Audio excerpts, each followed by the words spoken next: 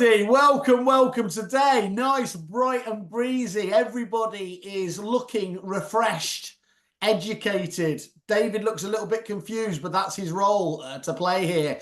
And I think confused is what a lot of people are at the moment. We're here to talk about and have a nice, gentle discussion about the future of portals. Obviously, there's a lot going on in this space at the moment. Obviously, CoStar went on the market, exploded onto the scene. I think it was probably fair to say it was probably getting a little bit moribund in this space here, but that's all changed as it always does overnight. And clearly, REA.com putting in the bid for Rightmove has really got everybody talking.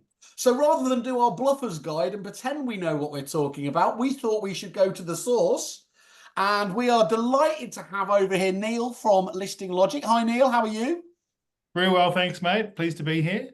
So you're the inside track. We're going to be coming to you for all things REA in a second, just to give your kind of experience about it. I've got a bluffers guide. Obviously, me and Matt were involved with Reap It over in Australia, and I think no doubt we'll talk about the feedback we used to get from the Aussie agents there, which you're going to be able to summarize for us particularly well. Mal, obviously, model prop, Mr. AI. Is it an avatar on screen with us today, Mal, or is this the real you? I can't tell anymore.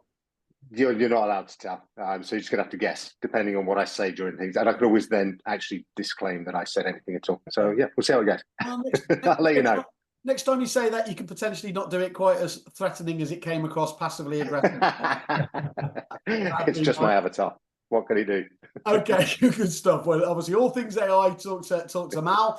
We are joined from his salubrious hotel in Leeds, Matt Goddard, my compadre from days gone by and at the moment. How are you, Matt? Looking very Steve Jobs there. Yeah, very well, thanks. Yes, I've gone for that look. I'm just waiting for the turtlenecks to arrive. So I've just gone with the t-shirt for now, but all good in fresh and breezy Leeds this morning. I think that's the most sensible stuff I've ever heard you say, mainly because I couldn't hear. Has it done it again? We're getting some of it. Blame my avatar. Blame your avatar. As long as you didn't get it from Mal, that's good. That's fine. That's okay. Okay, Matt. Well, look, you try and bear with us. Tell everyone in the rooms next to you to stop logging on to various sites. And then the wonderfully prepared David Mintz, who obviously you've read all the notes, haven't you, for today, David? I know exactly why I'm here. Kick us off the case study we were discussing. I'm here. I'm very excited to be discussing the future of your voice of the agent, of course, David, aren't you here? So I think you're obviously pretty well tuned in as well as anybody is to what people are saying on this out there. And can I just ask tee up the question here first and foremost? Where do we feel that people are? Where do we feel that UK agents are with this news about obviously REA, potentially bidding? Would I be right in thinking that there's a degree of nervousness amongst the agents themselves? Yeah. I think the agents are a little bit bemused, and I think they could be forgiven for being a little bit cynical that it might that it's going to add value for them in a demonstrable way at the moment. I think they've seen CoStar obviously come on board with on the market, yeah, and not a massive change there. In fact, very little change going on at all.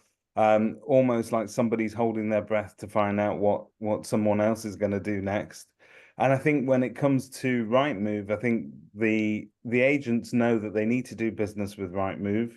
They know that they're a key part of that incredible amount of profit that Rightmove generates. But more importantly, it is that sort of shop window that they have to the world. And if Rightmove or On the Market or any of the portals could introduce something that would add value to the agent, then that would be, we believe we've seen it all. That's the point. That's what booming was clearly trying to do, wasn't it? When it exploded onto the scene, it was trying to do stuff that the Bruces felt the traditional portals weren't delivering. Clearly, obviously, it didn't work out for a variety of different reasons there. Neil, David just mentioned there obviously the profit margins, and I remember, as I always did when I make my mistakes, just before Matt jumps in, I remember when we opened up over there and we started doing our exploratory tours, and I was going around and talking to a lot of the Aussie agents, and they kept moaning about REA.com, and I was like, oh, honestly, you're taking the mickey. It's not going to be as bad as Rightmove, is it? Or the way that agents talk about it, you know, in terms of how explosive the prices was. And then, of course, I got into that dynamic around the, you know, it being a per listing model, or at least there being a per listing model there. Do you mind just giving us a kind of an overview from your point of view of how REA does work over there? And again, maybe how a little bit of background on them as a business. Yeah, look, REA would position in the Australian marketplace as a preeminent marketplace for new listings, and now a variety of adjacent services across the real estate sector. I guess one of the things that needs to be, I guess we all need to be reminded of at some stage is that the portals have played a very significant role in developing not just the digital marketplace for real estate sector, but a whole range of other services that wrap around the marketplace. And so there's quite often a confusion between what REA's core business is, which is in effect the publisher of new listings content, and a range of ancillary revenue models that they've brought up alongside their relationship, not just with the real estate agent, but with the consumer.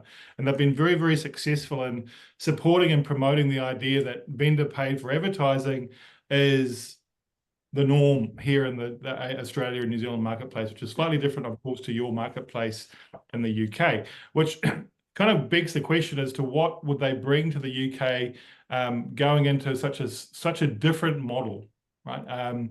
Given that they can't rely predominantly on vendor paid for marketing in your segment, unless the market gets alongside them and carries that journey into the vendor. Which is a very long path to take for REA. So that then tends to if you look at their ancillary services, that you're moving into finances, titles, insurances, moving, all of those things that we've seen before, they have actually got a very, very strong stable of offering in that network. And in the Australian sector, that has caused some friction, and it's caused them to clash with investments from the agencies themselves outside of the portal model. So there's a lot of complexity in the service end of the conversation. Number one, they provide a very valid service in the marketplace, and that won't go away. Number two, they're a very, very rational pricing machine, if you like, and they've got a very, very sophisticated way of doing that down to postcode basis. So if you're marketing a home in Eastern Sydney, which is a very wealthy suburb within the Australian marketplace, you might pay up to $8,000 to $12,000 to go through the realestate.com.au model. Jesus, right? but I mean, that used to be about 5,000 or 6,000 Aussie dollars when I was, you know, sort of talking to agents over there. So that's as high as it goes up. That geolocation stuff. Can do, yeah. Full service packages can get, but they're based on postcodes, right? So. And that's kind of a complexity that we don't often talk about. So when you're talking about an agent and going, look, it's 5% of my overall commission or income for the year, and they're in a much cheaper or sort of less expensive postcode, the story remains the same when you get into Sydney Eastern Base. Okay. Right? So unlike the real estate sector has a flat fee commission structure, by and large, we have a very fixed view of what our revenue is going to be based on transactions. REA doesn't have that. They have a much more sophisticated pricing mechanism across the entire marketplace, which is quite difficult to navigate. I was just going to ask you, is it seen with suspicion by the agents that it is complex to the point of, you know, of doing that deliberately? So I think, like all of us, if it's complex, or if you don't understand it, you know, it's your natural disposition to not trust it, you know, and that's just human nature. And quite often it's the right instinct. You know, so yeah, I think that there is some cynicism around why the pricing mechanisms are so complex. You know, they could be a telco, you know, based on their pricing mechanisms. You know what I mean? It's like you can swap them out. No, what Neil just said there, really, thanks for that, Neil. That's really interesting to get that. Mal, that he's nailed that though, hasn't he? Is that we don't have that vendor paid advertising supporting, obviously, the pitch to the consumer to spend all those thousands of dollars here. They are a hugely professional organisation, REA.com. They will have done their due diligence. They haven't just come over here and just said, you know, it's so. What's your view on what are we missing, I suppose, other than the fact that they're obviously two very, you know, famously, apart from some South American sort of businesses, there aren't many with better profit margins. Indeed, and obviously, Rightmove itself, with its 70% profit margin, is kind of one of those. I look at this very clearly from a sort of obviously my history is back in portal days, so I've been kind of grown up helping to launch a couple. And what I see from the difference from back then, which is kind of encapsulated by what REA has been able to do, is that this is a platform. So Rightmove's current subscription-based modelling is already phenomenally profitable, and it provides this opportunity for others to make a significant amount as a shareholder. But there's more to come.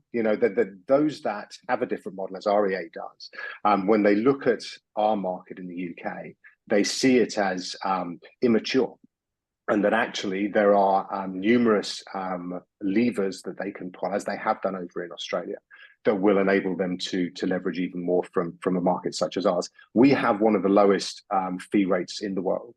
Vendors actually pay very little compared with other sellers anywhere else, really.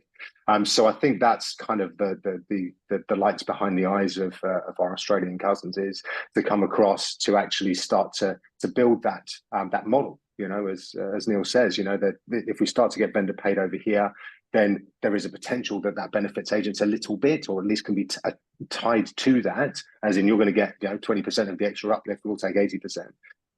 But I think it's a very dangerous kind of model, because as we've seen over in REA and Australia, it just means that there's even more of a complex and difficult to unwind relationship between an entity for whom cash generation is everything, and its customers, in air quotes, for whom customer service and servicing their vendors and making the difference from a quality perspective may be the predominant requirement. So it kind of recruits agents into a model where they are essentially salespeople for REA Group / Rightmove, and they are going out selling REA / Rightmove products.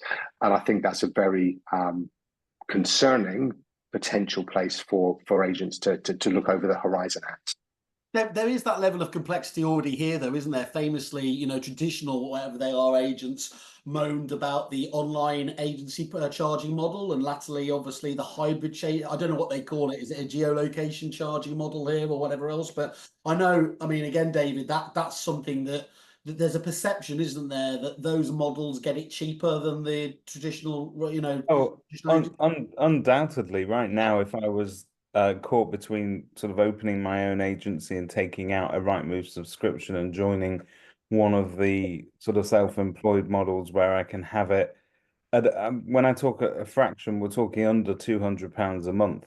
Whereas if you were to compare what I'd be paying to Rightmove, it would be over sort of £1,500 a month. So there is a bit of, there's a massive disparity, isn't there? So Matt, ignoring the fact that David's just announced that Kerfuffle Hybrid Agency is about to launch, finally putting the nail in the coffin of that model. What do you see? Obviously, you know the Aussie market pretty much as well as anybody outside of it. What do you see as is happening? And obviously, we were talking about the future of the portals as well. Where do you see things at the moment? For me, and you'll remember this from when we did the acquisition of Agent Box when we were still at Repeat, it's that diversification in the Australian market that's quite interesting, and there's a lot of things at play, such as first publisher first protocols and the changing of the Google cookies in terms of how people are publishing their content over and above the portals. And I know there's in our markets and there's markets within the UK, right? So it's whether it's in Leeds and Yorkshire versus central London versus the southwest. People will try to publish themselves, and you see people who have the early bird lists and the sort of approaches to get customers and consumers coming direct to them and dragging them away from the portal via things like their early bird list, the websites, and also seeing that Facebook and Instagram advertising and the Google ads. And I think they've been doing it really well in Australia for quite some time. and actually doing it. And obviously there's a large part of it to do with the vendor paid advertising is able to sort of have those campaigns and the building up to auctions in terms of that different model. But that's one of the interesting parts I've seen over in Australia. To the extent that I think it's Domain, and Neil will correct me if I'm wrong, Domain bought a really big digital marketing platform. I think it's AIM, that they actually went out and they're now trying to acquire that spend. So where the agents have tried to diversify and move on to social media as their way of advertising and basically doing sort of the old listings, sort of print listings, but digitally. Yeah. Now the portals are trying to get back into that segment, and it shows that if the portals are spending money on those publishers, then something must be right, because why else would they be going after that spend? So I think we dabble with it over here, and a lot of people focus on the organic sort of organic publishing and organic posts on social, but obviously you have to have a certain volume of followers to do that. Whereas in Australia and New Zealand, it's very much about those paid ads and very much the classified listings that we saw previously, but on the modern social platforms. And Domain, just so everyone, for those that aren't Aussie junkies for the market there, Domain was very much their second portal, wasn't it, from what I understood? It was for me, it's like the Zoopla of Australia, very much, and not just because of the fact that it's the second one, but because of the fact they have a tech play, and Domain have historically bought up a lot of tech, although, again, I think REA have been doing the same thing. And actually, you know, Rightmove, obviously they bought Van Milder. They went out. Who was the other sort of logistics sort of intelligence company they bought? Home Track. Well, no, they bought a company. They wound it into Rightmove, but they haven't been particularly acquisitive, have they? But they seemingly getting more you know, exploratory in that road. Do we see a day where they're going to be giving back less in terms of dividends to shareholders, which obviously has been why they have been the darling of the stock exchange, and actually investing in that stuff in the way that obviously Zoopla did, buying all of the CRM companies. You've seen obviously OTM before CoStar, it has to be said, being quite acquisitive. What does anybody think there? Do we think that they are going to go down that REA play, Mal, and buy this? Do you know what? So they had their investor day in November last year, 2023, and set out a 5-year plan. Now, Johan Svanstrom, new CEO, relatively new CEO, was from April 2023. So he's started to set out what his stall is and how he's going to approach it. And essentially, it's very much business as usual.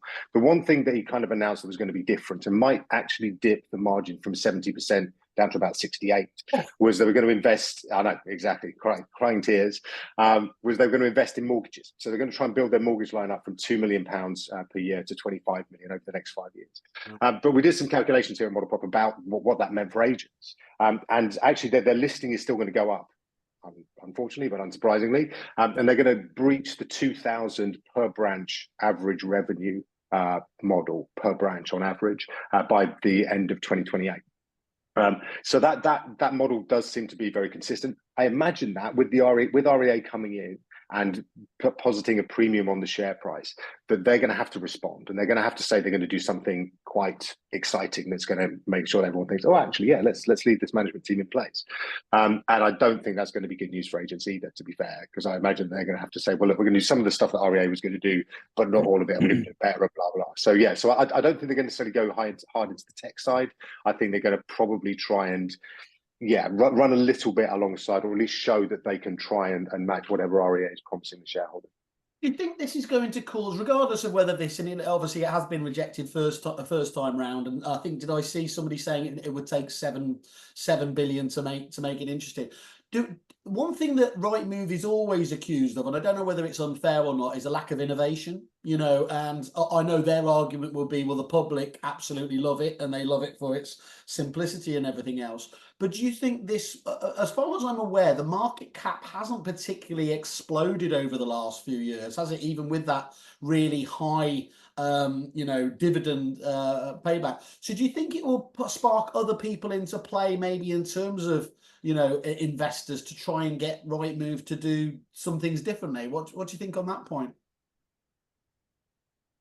For me, I absolutely think that their innovation has been woeful. You know, absolutely. If you are making 70% margin plus and you are giving most of that back to shareholders, it is because, which they are doing in share buybacks and dividends, it's because you don't know what to do with all that money. There could have been so much investment in the industry, and this I think is my biggest complaint against Rightmove, is that it is scooping out so much money from our industry and then just pushing it externally instead of looking at how it might improve consumer journeys within this sector, how it might improve many other things about our property market that really needs help. But yeah, that I think is the big thing, is that they are not, and have shown very little appetite for real genuine innovation in this space. And I think that this might be a little shot in the arm, but I think it's not going to necessarily drive them to doing anything that's really creative and really sort of forward thinking. Well, Neil, while I let Mal get back on the fence there, obviously, because it hasn't been clear how he feels about the the lack of innovation there. Could you talk to us what I keep hearing about, how other solutions, mainly, Facebook or social media, are going to be the savior of breaking the stranglehold of the portals and everything else there. Would you mind talking us to how you see things happening over Australia, especially around the paid advertising area as well, to see what other agents are doing to kind of do things differently? Yeah, sure. Look, just one thing before I get to that.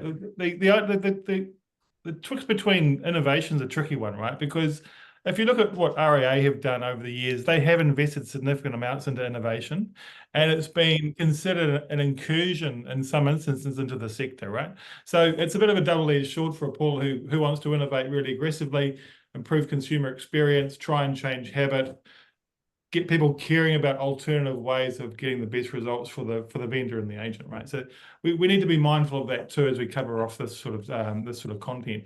But at the same time, if you look at what if you were to ask me, what do you think credible threats are to shifting the portal's view of a never-ending cycle of increasing revenues and minimalistic terms of investment around technology, I'd say that we quite often go back to looking at them purely as a publisher, right? And we look at the real estate sector with a publishing lens, and we see lots of high value, high repeat content coming out of the real estate sector, new listings content. And we just happen to have Meta and Google at the moment very hungry for content, just as News Corp and the other publishers are. But the big difference currently is, we've got this thing called the mobile, and that sort of content is jet fuel for the likes of Meta, who want to keep people on their platform, particularly if it's postcode based. So we have seen a significant interest in that channel, both from portals, aggregators like CoreLogic and other technology providers in the marketplace, creating a more direct relationship on a postcode basis with new listings content, which for most agencies in most markets is nothing new. Other than the fact that there's eyeballs now on Meta and a mobile phone that weren't there 5 years ago. So we are seeing a lot of lean into that. Matt's reference to domain buying, I think it was Campaign Track, who had a very strong Meta play. That was acquired for 180 mil. It wasn't chicken change. It was a significant investment, and that was their challenge to get into that vendor paid for advertising. CoreLogic bought a product down here just recently for about 25 mil, again to acquire vendor paid for access to metadata. And the segue to that is, why are they so data hungry? The portals sell it, package it. It's certainly a new revenue stream for REA, relatively new. I think last year they posted a $90 million standalone revenue line for data in their books. So it's getting people's attention, right? But on the flip side, also the one thing that is quite often talked about down here is a term called mutuality, which is when you talk about data and people spending money through these channels, where does it go, right? And so at one level, that the real estate sector is going, well, we create this beautiful content, and the first thing we do is give it to a portal to publish it first. No other publishing sector does that. So it's quite an original piece, and the implications of that are quite significant, because Meta and Google will consider the portals as first publishers of that content. And that has some significant impact on how the real estate agent moving forward is recognized by Meta and Google from a publishing perspective. So there is certainly a shift on how agencies change the publishing sequence of their new listings content to maximize the benefit to them first, their agency second, and the vendor, right? So That's certainly Sorry, changing. Neil, just on that. So just so I understand it, and again, the clues in the name, Simple Simon. So am I getting there that kind of that point about the data, and it makes me I get a little float there because it feels like Josh Fegan talking to me again. Am I right in thinking they need to be addressing that because otherwise they won't be doing as well? What in terms of natural search, in terms of SEO and things like that? Yeah, all of that. Yeah, all of that goes with being first publisher, right? Okay, And right. if you look at it, I don't think it was a master plan. I think it just kind of evolved naturally with the advent of better technology and cameras and the ability to display a home. And then along came the desktop and Google, which is great. Now we've got social and mobile, right? Which is a different combo, which doesn't actually suit the portals very well at all, to be honest. And it's certainly you're looking at the metas of the world going beelining to the content owner, which in this case is the agent. And so there's a lot of power shift in that one concept. And it's just sort of emerging when you start thinking about the implications of delaying, 20,000 listings a day by going to a portal, delaying that by a day or two. And it's starting to happen here in Australia and New Zealand. The portals don't like it. They're trying to slow it down. And unfortunately, down here, it's a bit of a national sport, kind of chasing the portals around. And if they've reacted in a negative way, everyone feels like that's probably a good sign that there's more to be done on the first publisher piece, which is a very, very old-fashioned orthodox licensing concept that's come out of, ironically, News Corp predominantly for paid content. So, Wow.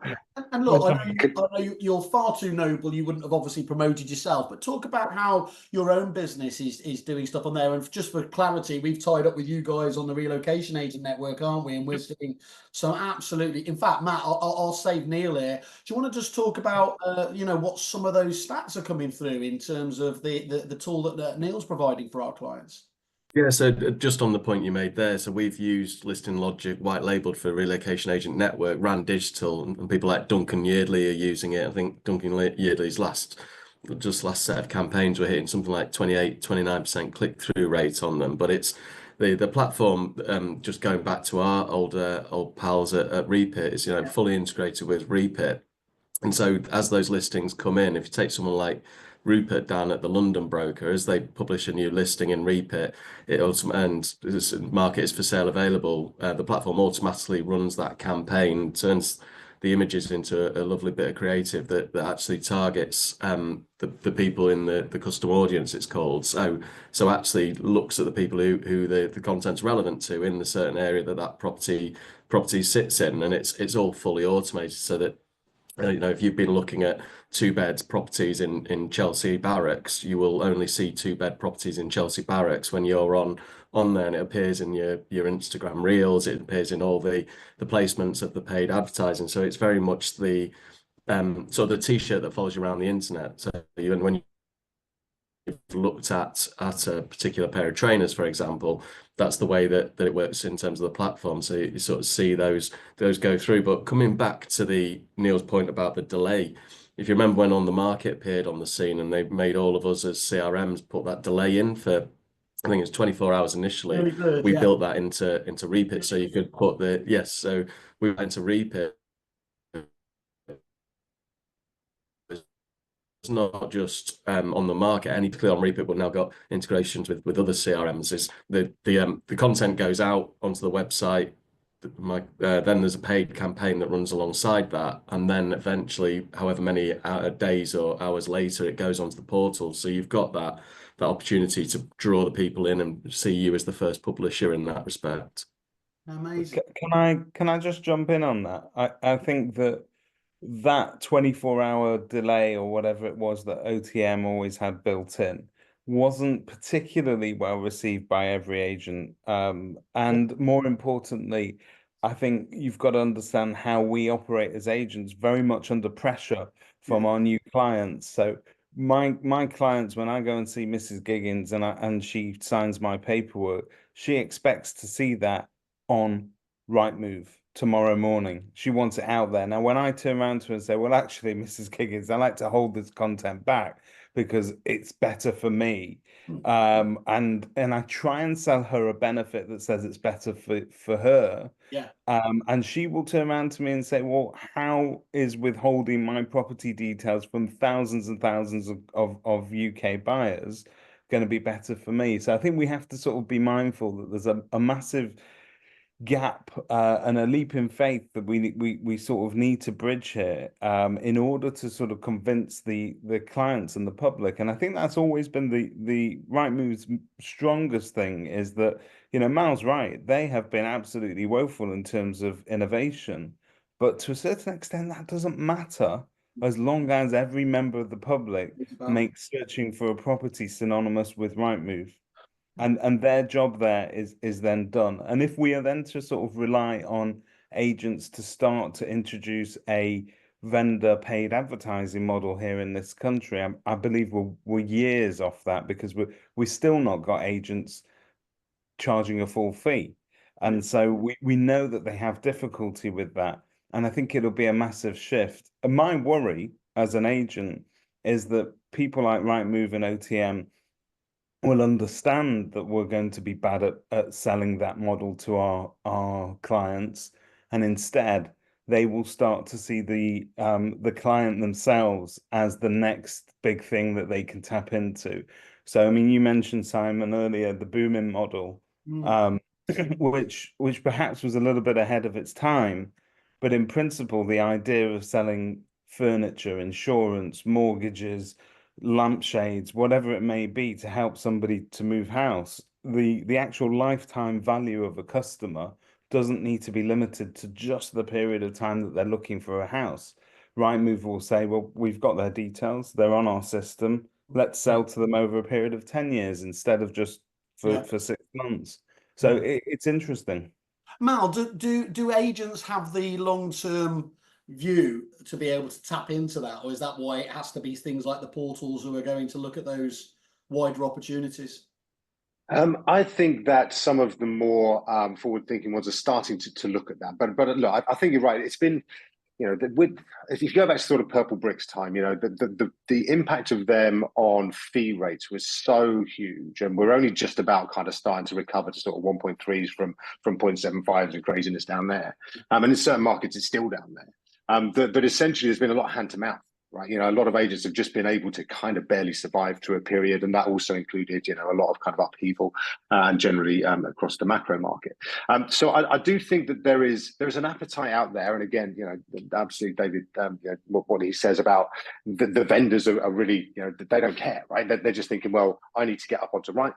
So I think that there's a piece in there that is about how do you tell a vendor that Rightmove isn't the be-all and end-all?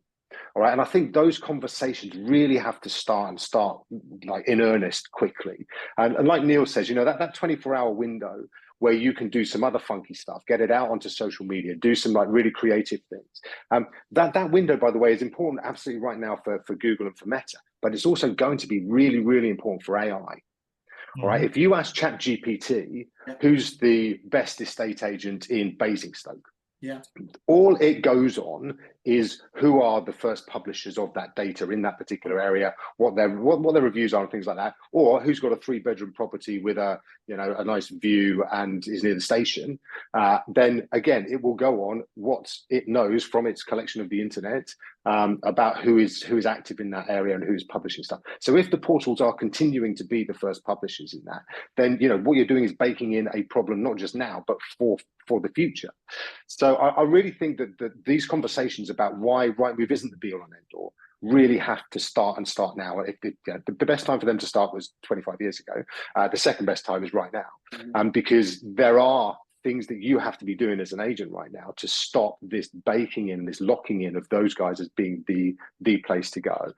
So I think that's really critical. But yeah, look, I think that for agents, it's really complex to start those different conversations, because I think for so long we've just been so used to, or agents have just been so used to, just kind of going, well, Rightmove's the answer. Everybody says Rightmove's the answer, so it's the answer. We've got to start thinking about how you unpick that consciousness that's almost kind of part of the moving house process, because there's so much else out there that people need to be doing that the buyers are going to be using going forwards. to try and find their dream home that isn't just this one shot Rightmove. It strikes me there's an overriding point here, as it always should be, is around just education. As David obviously quite rightly says, there's that massive tension between the vendor wanting it straight up on the internet and everywhere, and actually being able to educate them as to why that's not the best thing. I think there's always, we are much more creatures of, we're far more reactive here though than strategic. That I think that I see what I see the Aussie agents doing well in looking at the two markets. They are very, obviously I think they're the world's best in terms of marketing anyway there. So there really does have to be a much better approach on that basis to make people realize why they should be doing these things. But that's I always remember it was James Connell, wasn't it, Matt, who one of the owners of Marshall White's, and I think that we were having philosophical discussions over the differences between the Aussie market and the UK market, and this idea that it was always a land of milk and honey in Australia, and that auctions, the whole auction side of things it hasn't been done forever. They had to educate the public over 20-30 years to make sure that they really did understand that that was one of the very best ways of selling your property for the best rate, to have the vendor paid advertising that supports it. Not all of this stuff was, it didn't happen accidentally, did it, Neil? I don't think that's fair to say, isn't it? No, you're 100% right, and it is I guess a thing of evolution, really, as opposed to revolution, and to some extent. And look, in terms of what David was saying, he's right. Like, the day-to-day grind of matching a property with a buyer and getting that marketing budget out, and the emotional, that's the reality of our industry, and quite often you don't have the oxygen to sort of plan what we're going to be doing in 5 years' time, and we certainly don't have the wind to change a vendor's opinion about what they think a portal should or shouldn't be doing for their property. And saying that, what we're heading towards, and I take up Mal's point around what AI is in all of this front, and my gut feel in terms of why the portals are so thirsty for this new line of data coming out of Meta attached to a property, whether it be first publisher or first, is what they're going to feed their machine around AI. And I certainly also would place a bet on the idea that a consumer is going to go somewhere to find something, that search experience that the desktop and Google, and in this case Portal, have done very, very well at, and evolved our marketplace in a very positive way, is going to go into matching. So if you talk about what a consumer being matched with property within the next 2 to 5 years, it's happening now, right? And if you look at the sort of data that you can get from a portal, as a real estate agent or vendor, you get to see a number that says this has been viewed by one person in the last 3 hours. That's about the extent of the data that you'll get back from your budget out of a portal.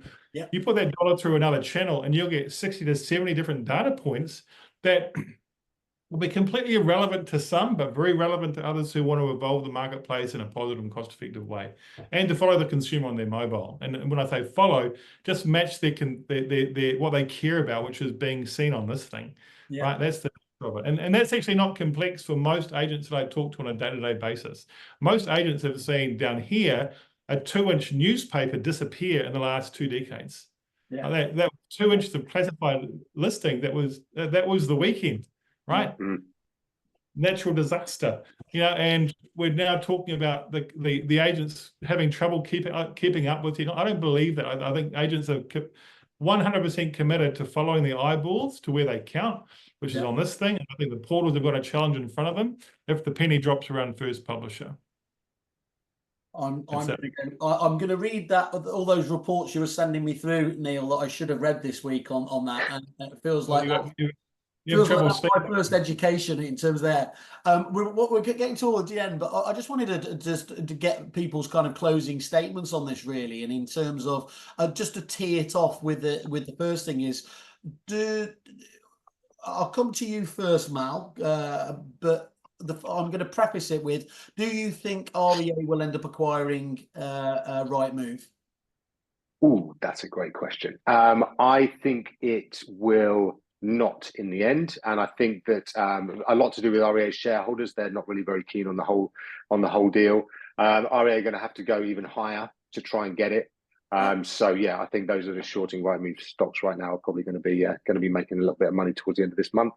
But I don't think that that's the kind of end of the story. I think that that this puts Rightmove on the slab, right? This kind of makes it appear, isn't it now? Isn't it? Yeah, exactly. Yeah, Rightmove was this untouchable kind of like it's just a cash machine, and for its shareholders that's fine. Now suddenly it's a potential acquisition, and is it really doing all the right things, and is there more money to be made in the UK market?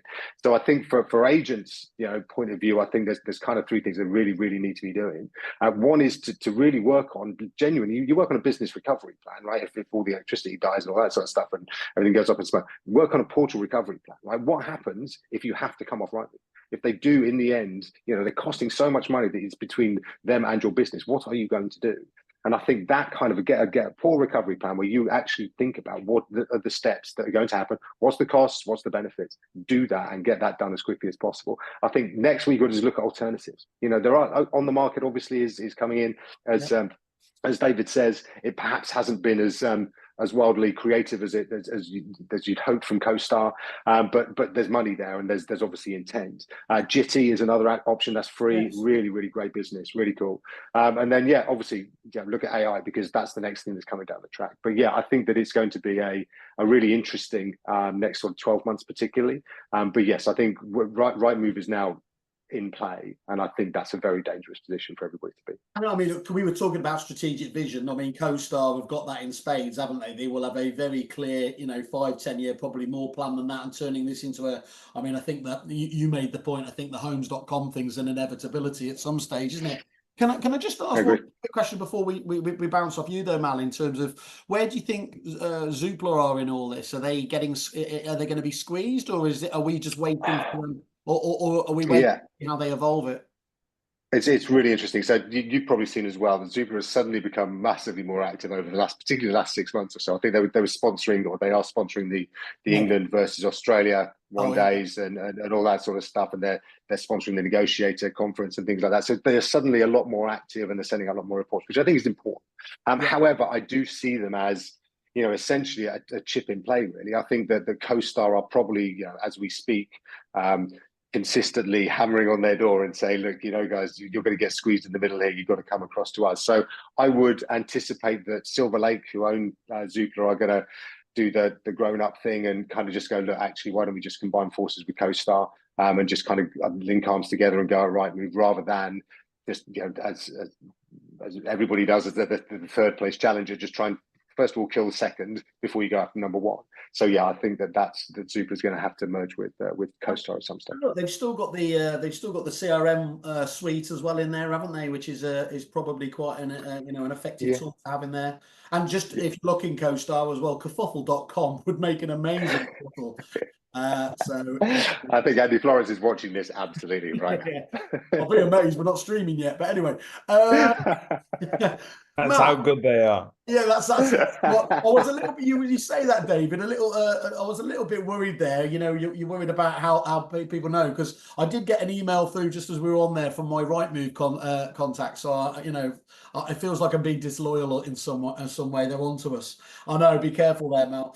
Matt, I'll tee it up again there. Do you think that deal will go ahead, and where do you see it go in the future of portals? Well, I think firstly, just in terms of where the portals were at before all this came along. So as Mal said, on the market having CoStar come in, but also with Zoopla, the work they've been doing internally to understand the management consultants in, and it looks like they're splitting out into 3 separate businesses already. So it almost strikes me that portal piece is sort of being primed ready for that sell. And if it is a CoStar and we become a duopoly again in that respect, it really does prove. So whether it's an REA with Rightmove, or just see how that progresses. I thought what was telling as well is Rightmove launching the big campaign about their app to the consumer, which only cements David's point earlier about how do you get was it David Goggins, your vendor, or Mrs. Giggins, to move away. And it is that education piece, but I think more than anything, it just makes a bit of interest and a bit of noise around everything. And as I said, and David's point is valid in terms of what consumers are saying to you, but when you look around at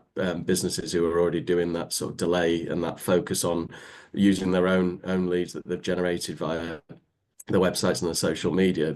People are doing that and being successful. If you look around at sort of the likes of Carl Norford and Mike Nettleton at Knock Dayton, they've got that sort of approach, and they must be bearing fruit from it. So I think REA aside, it's always quite an interesting landscape with those portals. So I can't help notice that was the longest politician's answer. Do you think they are going to? No. Okay, all right. No, okay. So he's got 2 no's. Neil, as the man in the know, what's your view on it? Do you think do you think they'll get it over the line, REA, or do you think that's it's just not, it doesn't feel the right time? Look, I think REA have got a proven record of making some pretty good bets on this front, and that they've executed well internationally in other marketplaces that are very complex compared to their own. So I think they're capable of putting the transaction through. I also agree that it's going to put, either way, it's going to put pressure on Rightmove's board, and the shareholders are going to expect more from them moving forward, given that REA are a very, very rational and successful player in this space. And they would have taken aim very, very seriously on the Rightmove discussion. But in the weight of things, given the local response down here, like the REA shareholder hasn't jumped up and down in happiness about it. It would be a long story. And I'd say, if I had to bet on it, I'd say no. And I'd suspect that the second prize will go to Trade Me, who I suspect they're also looking at. There's always a backup plan on this kind of thing. And there'll be a deal team there Thursday to do something. So if it's not Rightmove, it'll be something else in the next 12 months. Okay, that's fascinating. Thanks so much for your input on that. And David, I suppose I have to say, obviously, the most important, the voice of the agent. You guys are still important. I concede. Well, prop tech isn't everything, so. Well, as an agent, I think I speak for everybody when I say 2 billion quid is a hell of a gap to close in negotiation. And it's not small money at all, so we need to sort of be mindful of that. If they spend that money, David, it's almost like they're going to have to make it up in some other way, isn't it? So that's the reality of it, isn't it? That gap needs to be got from somewhere. It is, and I think that you probably got a little bit more to worry about as agents. We hate change, and we like things the way that they are, and that's why we've stuck with Rightmove and the charging model for as long as we have, because we've swallowed it. But do we love the prospect of Rupert Murdoch coming in and getting involved in our industry? Yeah, probably not. Yeah, that's just one point you made there is quite interesting. You said you hate change, and that every agent critiques Rightmove for a lack of innovation. I find that juxtaposition quite well. It's a case of, if it ain't broke, don't fix it. And for better or for worse, whether or not they've innovated or not, Rightmove does what it professes to do. It delivers you a steady stream of leads. Everybody knows that they'll find their property there, and that's it. If you ask an agent, what would you like Rightmove to innovate? What would you like them to do? That's a harder question, and that's a different panel show for another time. It is. And another one, by the way, I've just realised you and Matt clearly, obviously, were texting each other to find out which outfit to wear. It does look a little bit bizarrely like You're My Bouncers, which I've got to say I quite like the whole imagery. So that's great. Guys, I think that's really, really interesting. Obviously, there's a lot of talk going on at the moment here, and obviously we need to catch up with that and see where it goes in a few months. I'm going to say, for the moment, obviously, my good pal, Mr. Goddard there, is out there consulting on all matter of things, agency and tech as well. If you need to talk to anybody AI related, we've got Mr. Mal McCallion there, and his avatar or himself will deal with you. Depends on the size of your agency. If you're one office, it'll just be the avatar. If it's 10, you get the real deal. And Neil, fantastic. And again, thank you for all the help you're giving our agents on the RAN side of things. That's a really, really interesting solution. So reach out to those guys directly, or you can come to us, obviously, and look at their landing pages on Kerfuffle and get a bit more information about them as well. And Dave, I'll see you in a couple of minutes on our 77th Zoom of the morning. Wild horses and Rupert Murdoch couldn't stop me. I'm there. All right. Cheers, guys. Thanks very much. Thanks, James. Thanks, guys. See you soon.